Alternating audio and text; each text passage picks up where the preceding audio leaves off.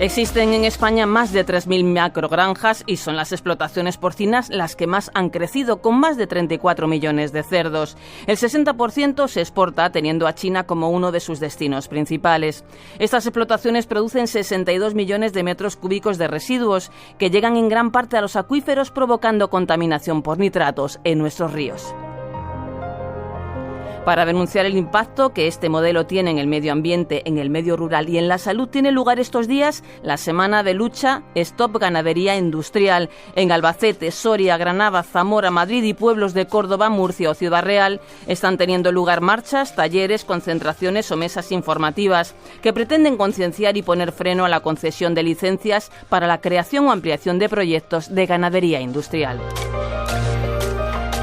Hoy hablamos del sector primario, de cerdos, de pollos o de vacas. Portavoz de la coordinadora estatal Stop Ganadería Industrial. ¿Cómo surge esta asociación y a cuántos colectivos agrupa?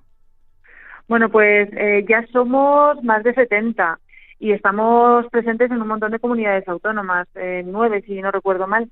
Y bueno, pues esto surge por la necesidad de unirnos todos los pueblos que venimos defendiendo nuestro territorio, nuestro entorno, nuestro agua, nuestro futuro frente al el desmesurado crecimiento que hay de proyectos de ganadería industrial. Pues somos pueblos pequeños que bueno, nos llega un proyecto de estas características y pensamos que estamos solos y que somos únicos, ¿no? Y que no podemos luchar frente a esto y que al final, pues bueno, nos encogemos de hombros, ¿no? Y decimos, ya, ¿qué le vamos a hacer? Pero estamos viendo que cada vez somos más, que la oposición cada vez es más fuerte y también que se conocen mucho más los efectos que puede provocar esto en el entorno. Por eso la oposición vecinal frente a esta invasión, ¿no?, de proyectos de ganadería industrial. El pasado lunes iniciasteis una semana de lucha, es la segunda que organizáis. ¿Dónde estáis poniendo el foco? ¿Cuáles son vuestras principales reivindicaciones? Bueno, el foco sobre todo lo ponemos en el agua. Estamos viendo cómo hay cantidad de pueblos que ya no pueden abrir el grifo porque el agua tiene unos índices de nitratos que, bueno, no son recomendables para la salud. Muchos de ellos superan los 50 miligramos por litro. Y bueno, pues una de las causas es pues la filtración que hay de estos purines en los acuíferos. Y bueno, pues vemos que está íntimamente relacionado. Creemos que es hora de defender nuestros acuíferos, de defender el agua que bebemos y de frenar estos proyectos de ganadería industrial. Nos preocupa sobre todo el agua. Sobre todo el agua, un agua que se contamina por nitratos y que por eso, bueno, pues la Comisión Europea ha tomado cartas en el asunto. Ima, ¿a qué llamáis ganadería industrial? Parece una pregunta muy fácil, pero prefiero que lo dejemos planteado. Sí, estaba la polémica, ¿no?, de si existen o no las macrogranjas, de cómo definirlo. Pues bueno, para nosotros en el día a día nosotros lo que hemos visto es que una macrogranja es cuando ya no es la explotación ganadera, la granja de tu vecino que tiene quizás, no sé, 500 cabezas, 800 cabezas.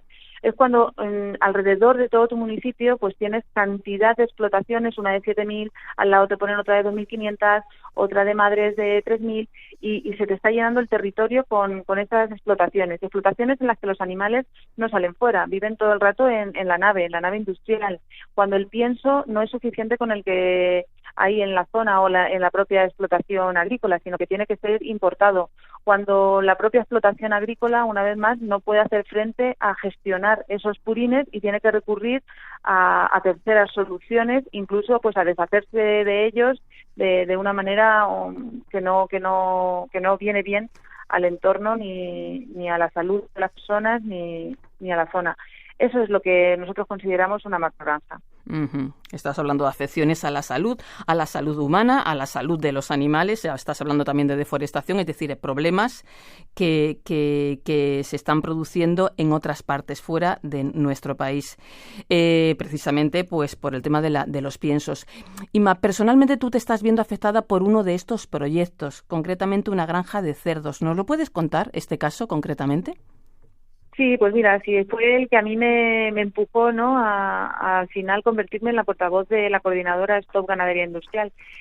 Yo, como decías, vivo en una pequeña aldea, soy retornada. Yo, bueno, pues me fui a estudiar, estuve en la capital, he estado viajando por ahí, pero bueno, a la hora de formar mi familia y decidir dónde poner el huevo, ¿no?, pues quisimos volver al pueblo y llevar pues las tierras que llevaba mi abuelo.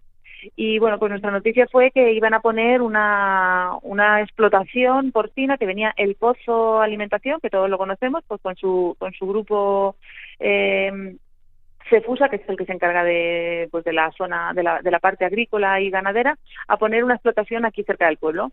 Pues nos pareció buena idea, porque pensamos que sí, que eso iba a traer trabajo, que iba a dinamizar la comarca, como ellos nos vendían todo eso como que iba a ser la panacea, que era lo que necesitaba el pueblo para resurgir. Cuando nos ponemos detenidamente a ver el proyecto, vemos que nada más lejos de la realidad, que lo que iban a hacer era poner más de 80 naves en una zona muy reducida, con una cantidad de cerdos descomunal, y ni siquiera se iban a abastecer de los piensos de la zona, todo iba a ser importado. Nos iban a poner también 18 balsas de purines, eran unas cifras que a nosotros se nos escapaban. Y luego, pues más detenidamente, nosotros no somos técnicos ni nada, pero bueno, te pones a leer el proyecto, comparas con otros, empiezas a entrar en contacto con otros pueblos y ves que esto no trae nada bueno. Ves que donde se implantan después siempre consiguen ampliar, que donde ponen una al final te acaban poniendo 7, que si ponen una de madres al final cerca empiezan a engordar al resto, ¿no?, de los cerdos, y que todo aquello pues que no iba a tener freno y que no iba a traer nada bueno para la zona. Al contrario, que los pueblos donde se instalan, pues como te decía al principio, al final acaban con el agua contaminada y con carteles de se vende, que para nada iba a atraer población. En todo caso, el que podía se iba a acabar yendo por las incomodidades y la pérdida de calidad de vida que viene ligado con esas explotaciones. Así que pues nosotros empezamos a criticar todo esto, a ponernos en contacto con todas las administraciones, tanto municipales como autonómicas, y bueno, pues había algunas afecciones que la empresa no pudo resolver y el primer proyecto se paraliza. Pero la empresa no frena ahí. La empresa ha vuelto a presentar otro proyecto, en este caso es un poquito más pequeño, porque sí que, bueno, con el pataleo que llevamos en Castilla-La Mancha desde hace ya muchos años, conseguimos que el Ministerio hiciese una normativa en la que la distancia con las explotaciones la limita a 2 kilómetros, antes estaba a 1, y en otras comunidades autónomas también está a 1, en Castilla-La Mancha ya está a 2, pero aún así a nosotros no nos parece suficiente, porque sí que los purines los pueden echar a 500 metros de las casas.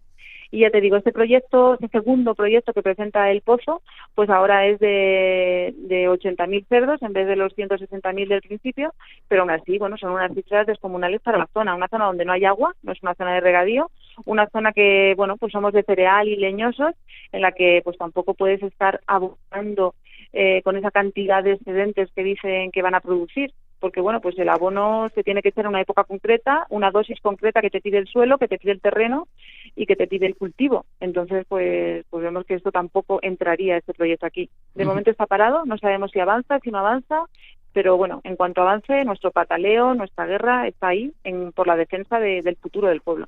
En estos casos, ¿no? Es decir, ¿los vecinos suelen estar todos de acuerdo, los vecinos de un pueblo, o hay también discusiones?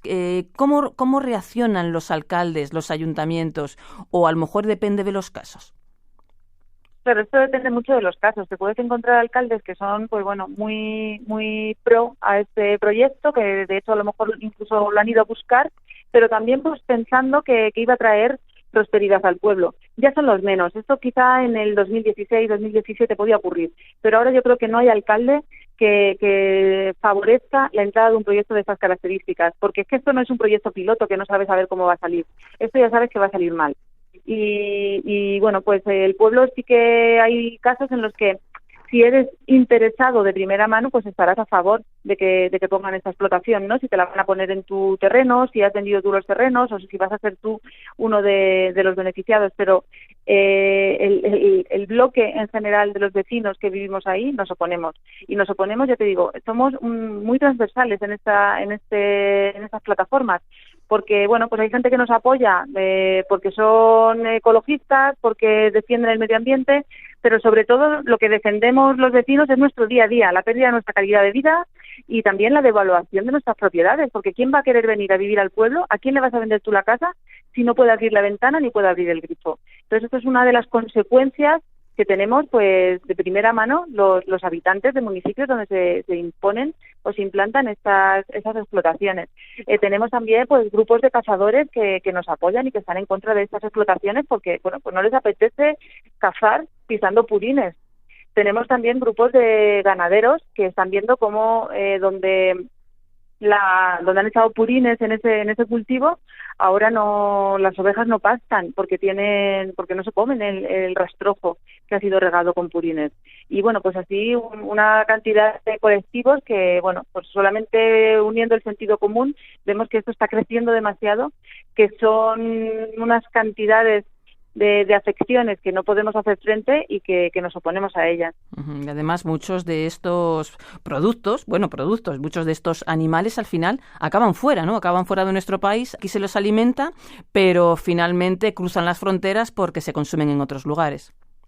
Claro, además es que es un poco humillante, ¿no? Que además es para exportación, que nosotros con lo que se consume en España tenemos suficientemente para comer carne de cerdo, de pollo, de gallina, de ternera, pero todo esto es pues para que un promotor se beneficie, se forre por exportar el producto fuera, pero luego somos nosotros los que pagamos las consecuencias medioambientales.